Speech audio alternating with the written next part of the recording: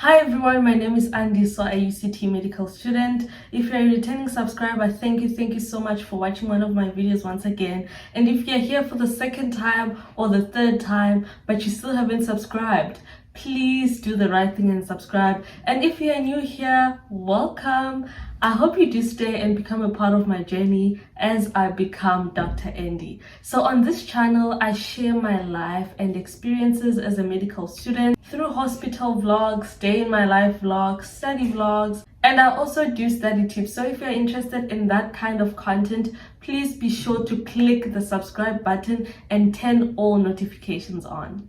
We are finally in that season when we are approaching our final exams. It is time where our anxiety levels are all skyrocket high. We are so burnt out at this point. Literally the most exhausting time to be as a student. And I know that matric students just finished their trial exams. I'm sure you guys are so exhausted at this point, and that you have to prepare for your final exams as well. It is so crazy. So on today's video, I'm going to be sharing with you how to start preparing for your final exams. Whether you're in high school, in any grade, or you're in the university, these study tips will help you start prepare for your final exams today. So I've been posting videos on study tips about how I got 7 distinctions in matric, how long did I study to get those 7 distinctions, given tips on the study routines and all of those stuff. So if you are new to this channel and you haven't watched any of those videos and you're in matric, you're currently trying to prepare for your final exams, please watch those videos as well. They will really help you. And also if you're like in grade 10, grade 11, you are approaching matric, I think those tips are better if you start using them before grade 12, and if you start adapting to those study routines before grade 12, so that when you get to grade 12 everything is a lot more easier. So on this video, I am going to be sharing with you how to start preparing for your final exams step by step, from the planning process to how you study, how you take notes, how you do past papers, how to study the practical subjects like maths and physics, and how to study the notes heavy subjects like life sciences and geography. So let's get into it. Before you even start doing anything, you have to start by fixing your mindset. I know maybe you've been having a difficult academic year, you didn't do well with your past exams, and you are so anxious. Even if you are doing well, you're currently anxious because final exams are such a big deal, especially if you're in matric. But before you start with your preparations, you need to fix that. So what I'm trying to say is start by believing in yourself. Even though you might have failed previously, but for you to carry that mindset that you are a failure to your final exams is not going to do any good. Stop focusing on bad energy. Stop focusing on people who are sharing you bad experiences about their final exams. Stop listening to that. Literally shut out the negative world. You need all the positivity you can ever get at this point. Be proud of yourself that you've made it this far, and believe that you have what it takes to make it up until the very end. Another thing, prepare yourself to work hard. If you want to get something you've never gotten before, you have to be willing to do something you've never done. You cannot continue with your old habits that made you get bad marks. You have to adapt to new habits, be willing to go an extra mile, and sacrifice a lot of stuff in this period in order for you to get the marks that you want. And the first thing in your preparation of your exams is definitely planning. Failing to plan is planning to fail. So you cannot go in there, prepare for your exams blindly without knowing how much work you need to put in, how many stuff you've already covered, and how much work you still need to know. You have to plan ahead in order for everything to run smoothly. So this is what I do when I plan for my final exams. The first thing you have to do is count how many days are left for you to write your first final exam. So you'll start counting from today to the day before your exams. So for example, let's say you have 20 days left for your final exams. The second thing you need to do is count how many topics you need to cover before your exams. So what you want to do, you want to take each subject and divide it into all the subtopics the subject has. For example, if one subject is 15 topics, you are going to write all the 15 topics down, and you're going to do that for all of your subjects and have a list of all the topics that are in each subject. In this example, I'm going to say 60 topics or 60 lectures. And then what you need to do is take the 60 and divide by 20 days, and it will give you 3, which means each day you have to be studying a minimum of 3 lectures or a minimum of 3 topics. If you want to know when to study what on which days to study which subject, please refer to my old video on how to make a revision timetable for your exams. There I explain very well what subjects to start studying, what subjects to study towards your exams, and how long you should study each subject, how frequent you should study each subject. If you haven't watched that video, I will link it on the screen. The next thing you have to do is preparation. So you need to prepare yourself before you actually do the preparation for your exam. So what you need to do is, number 1, reflect. Do your reflection. Reflect on how you have been doing this year. Think about the marks that you have been getting. This helps you to know where you actually stand currently, and it helps you get an idea of how much work you actually still need to do. And number 2, while you are still reflecting, you actually need to go back to your past exams. That is where you start. Before you go to any previous past paper, go to the past papers that you've written. Ask yourself that if they can give you the paper that you've written in March this year, are you gonna get 100%? And if your answer is no, it means you've been doing something wrong the whole year. Because if you are getting your script and your mark is 60%, you need to be worried, or you need to rather be curious what happened to the 40%. And you need to do corrections to determine what went wrong. Was it lack of preparation, lack of time management, lack of understanding, or silly mistakes? You need to know that, because if you do not ask yourself, or if you do not make corrections, that thing is gonna repeat itself in June, in your trial, and again in your finals. So the third part of your preparation is actually organizing your resources. So now when you're actually organizing your resources, you're going to take all the notes that you've been making the whole year, and you're going to take all the YouTube videos that have been helpful. If not the specific videos, at least you know the site or the YouTube channel where you can find them.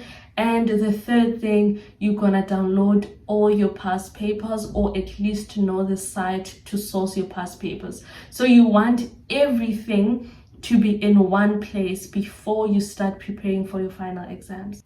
Let's talk about the actual studying. So firstly, we want to talk about content heavy subjects. These are your life sciences, your geography, and if you are doing medicine, it is most likely all of your courses. I'm going to share with you a note-taking method that will help you even if you didn't make notes for the whole year.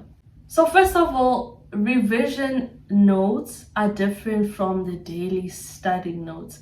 When you are preparing for your exams, you want to make sure that you limit note-taking as possible and you focus on studying. I know a lot of people confuse the two, that taking notes is actually studying, but you do realize that when you're taking notes and you're writing everything down, you get lost in those notes that you do not even remember half of the stuff that you've written down. So there is active studying where you actively recall your work, and there is just note taking. Right now I'm going to share with you how to actually take down notes that are exam friendly. So you are going to take your notes like you are setting a paper, or rather you are writing a memo. You are going to make it a Q&A.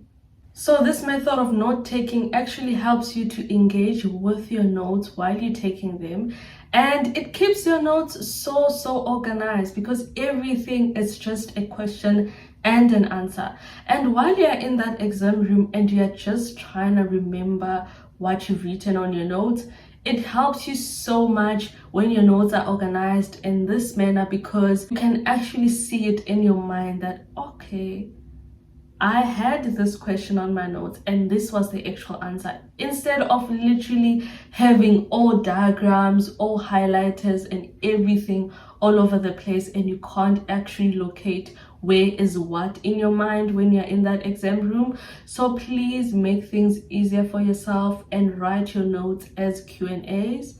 Another thing, when you are actually studying, study like you are going to teach someone. And that way it is so hard to forget because you put so much concentration into it. Let's talk about studying practical subjects. These are your accounting, your mathematics, your physical sciences. The subjects that needs calculations and a lot of practice. The first thing I have to say is stay away from your textbook. Reading notes for a practical subject instead of spending time practicing is not helpful at all. Practical subjects are not the subjects for you to sit down and read over and trying to memorize a calculation. You actually need to actively practice. So studying for these subjects is definitely going to be so different from studying for those content heavy subjects. So here what you need to do is, number one, work on exemplar questions. If you're going to be using your textbook, use your textbook to source exemplar questions. If you are struggling so hard with a topic, especially in maths or physical sciences, and it is hard for you to answer a question from a past final exam paper, go to your exemplar questions in your textbook, because those questions are so much simpler. In your textbook as well, you find that they are working out each example step by step. So what you need to do is check on how they're actually doing it and pick a different calculation from that one, but similar difficulty, and try to answer it without checking the memo and see whether you understood that concept really well, instead of sitting down and actually reading or browsing through your study guide or your textbook. What I used and what I actually prefer is watching YouTube videos. I cannot emphasize how important or how helpful YouTube videos are. I used to watch Mindset Learn Extra while I was in grade 12, where they actually do past papers and they work out every question step by step. So what I would do when I watch those videos is I would pause when there's a question, solve it myself, and then continue watching the video and let them solve it step by step. Compare what I've done with what they are doing and see what the difference is if I got it wrong. And this is one method that really helped me to do as many past papers as I can.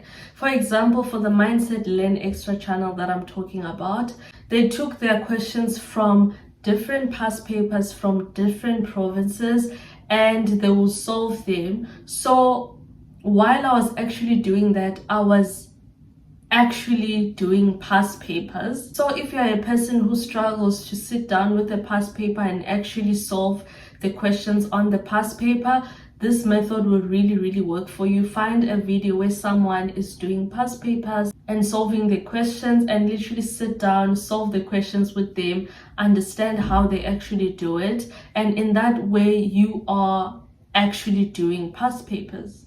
So now that you know how to prepare for your exams, for your content heavy subjects and the practical subjects, we are going to move on to how and when to do past papers. A lot of people believe that you have to do past papers when you've already mastered all of your content. That is not correct. You can start doing your past papers as soon as today. As much as you do not know anything, you realize how much knowledge you gain by just doing past papers. I'm going to show you when do you actually get time to do the past papers?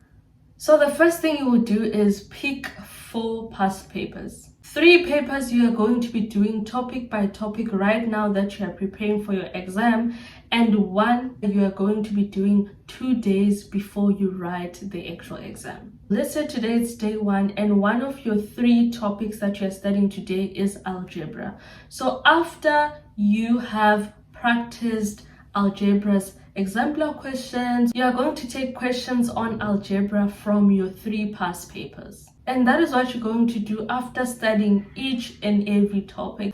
Give yourself maybe 15 to 20 minutes to actually solve that question without seeing a memo, and then now mark yourself by using the memo. If it happens that you got less than 80% for that topic, check your mistakes and check what went wrong and redo the question again without the memo and mark yourself up until you are satisfied. Because the mistake that most people do is they answer the past paper and then they get a very low mark, they check the memo and they try to memorize or browse through the memo and think that now they know what to do. So now a few days before your exams, you'll have 3 past papers that you have done for each subject in full. But if you are a person who feels so confident about their work at this point, you can literally sit down each and every day doing past papers. But if you're a person who's not confident about their work at this point and you really want to know how you can do it, you can definitely use this method that I am telling you right now. So now let's talk about what you actually have to do a few days or a day before your exam.